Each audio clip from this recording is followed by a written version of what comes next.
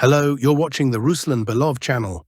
So the fighting on the front continues, and we're here once again to analyze the current situation. Over the past 24 hours, there have been some changes on the front line. Some of them are favorable for the Russian side, and some, let's be honest, are not so great. Let's start with the latter. Over the past day, the armed forces of Ukraine launched several counterattacks in the area of responsibility of the Vostok grouping, and this time achieved some local successes. In particular, near the village of Yalta, American mapmakers even marked a Ukrainian advance into the village, supposedly recapturing its northwestern part. You can see it here.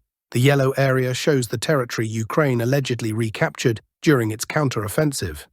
It's a tiny piece of land, just 0.4 square kilometers, but still, it's a result. Footage of objective control was released, including video with a Ukrainian flag on the western outskirts of the village. Now, let me clarify. This doesn't mean they actually control the area. They've shown similar footage from Bohatyr, for instance. But where are they in Bohatyr now? They're gone. The village is under full Russian control. Yes, a Ukrainian reconnaissance and sabotage group managed to sneak in, hang a flag, and take some pictures. And that's about it. Will this change the overall situation on the front? Of course not. Will it affect the advance of the Vostok grouping? Not at all. The Russian forces continue pressing forward like a steamroller. In fact, these kinds of actions only bring one outcome for the Ukrainian side, a pile of dead bodies. Just yesterday, I posted a video in my Telegram channel showing the result of such an attack. Guess how it ended? Naturally, with a bunch of fresh corpses that will now be transported back to the Ukrainian border in refrigerated trucks. So for now, this area remains a grey zone. Also, Ukrainian forces pushed yesterday near the village of Voskresenka. As I told you earlier, that village is not under Russian control. Remember the footage with flags from the village? Later it turned out to be very questionable, spliced, edited, and not even clearly from Voskresenka. I asked people on the ground back then, and they confirmed the village was still held by Ukrainian forces. And now, over the past 24 hours, Ukraine launched another attack there, pushing Russian forces from the eastern outskirts of Voskresenka. Again, will this change the front line significantly? But it's inconvenient, because time and effort will now be needed to retake those lost positions and once again reach the village. And taking it is essential, because it's the last Ukrainian stronghold before what we call the void, vast open fields without any fortifications. Yes, one could approach them from other directions, from other flanks, but if Voskresenka remains under Ukrainian control, it will be a thorn in the side. That's why Ukrainian forces are so fiercely clinging to it. So, we've talked about setbacks. Now let's switch to the good news, to Russian gains. Yesterday, we discussed in detail the situation around the Pokrovsk agglomeration and the prospects for when this issue will finally be closed, when these cities will fall. As I said yesterday, while we focused mostly on the eastern and western flanks, Russian forces are also advancing on these cities from the south. Take a look at this. Over the past day, our troops finally managed to fully regain control over Lysivka. For those who don't know, the village had already come under full Russian control earlier. But during Ukrainian counterattacks in February and March of this year, it was recaptured. But as always with Ukraine, any success is temporary. They regained the village for a few months, 2 or 3, and now they've lost it again. Initially, Russian forces regained control over the southern part of the village. As you can see on the map, the village is split by a river into northern and southern halves. This naturally presents challenges. Remember the village of Kamyanske in Zaporizhzhia Oblast? Also split by a water barrier. It took 3 years for Russian forces to cross to the opposite side just recently. Or the city of Vovchansk in Kharkiv Oblast, also divided by a river.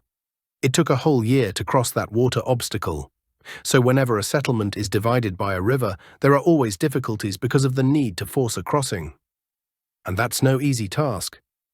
Same here. It took several months to move from the southern part of Lysivka to the northern part, crossing the river. But now it's done. As of the last 24 hours, Lysivka is under full Russian control. The next expected target is the village of Sukyi Yar. At this point, Russian forces are only 700 meters away from the village if approaching from Lysivka. From the eastern outskirts, the distance is only 300 meters. Capturing it is crucial because it will immediately increase pressure on Myrnohrad. And Ukrainian forces are already struggling there, as the noose is tightening day by day.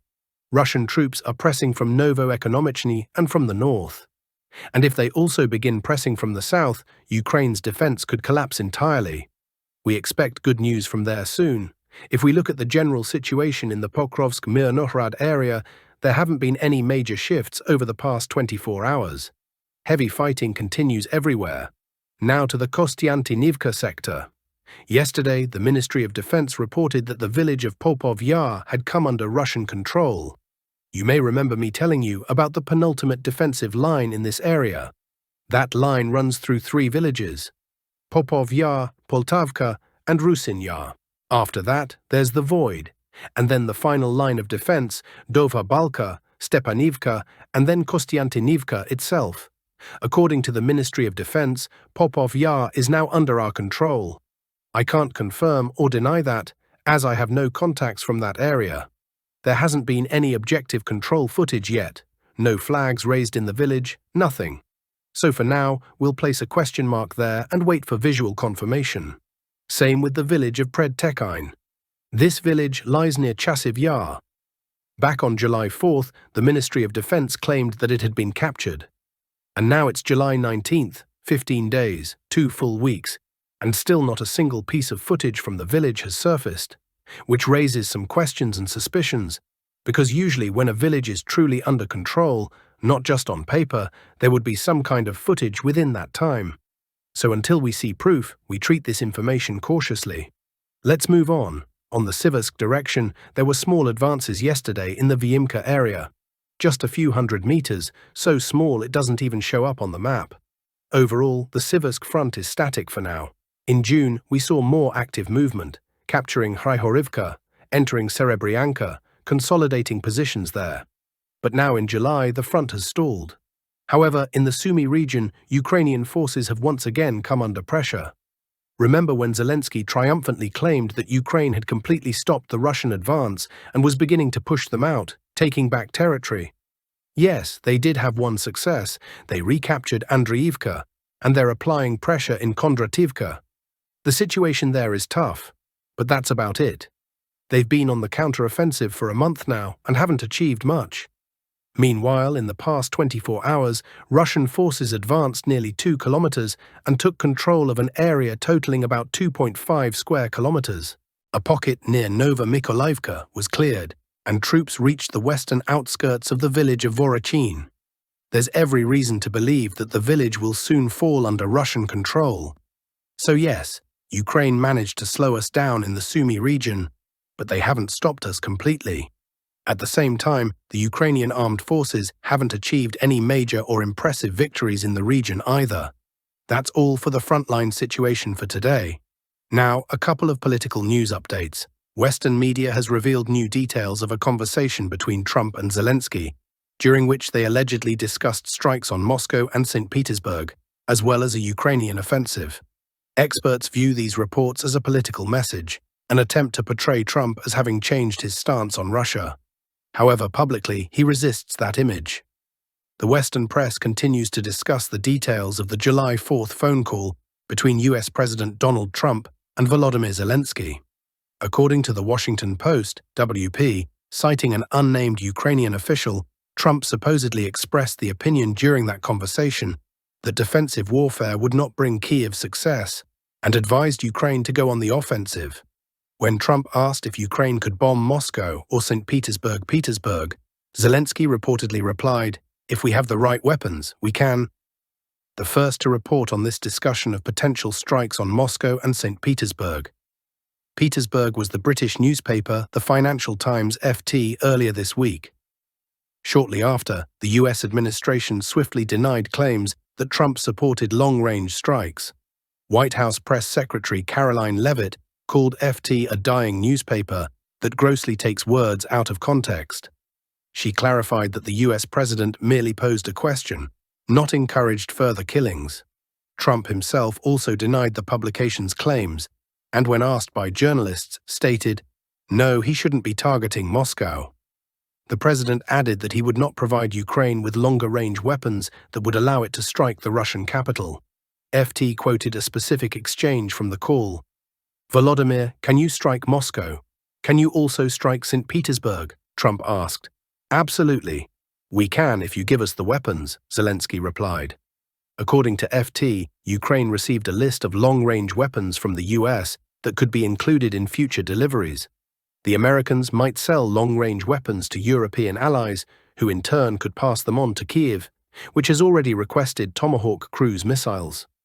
WP also reported on this part of the conversation, stating that Trump asked why Ukraine wasn't striking Moscow and St. Petersburg. According to them, Zelensky responded that Ukraine could do it if given the necessary weapons. WP further noted that long-range ATACMS missiles could be included in a new US military aid package for Ukraine.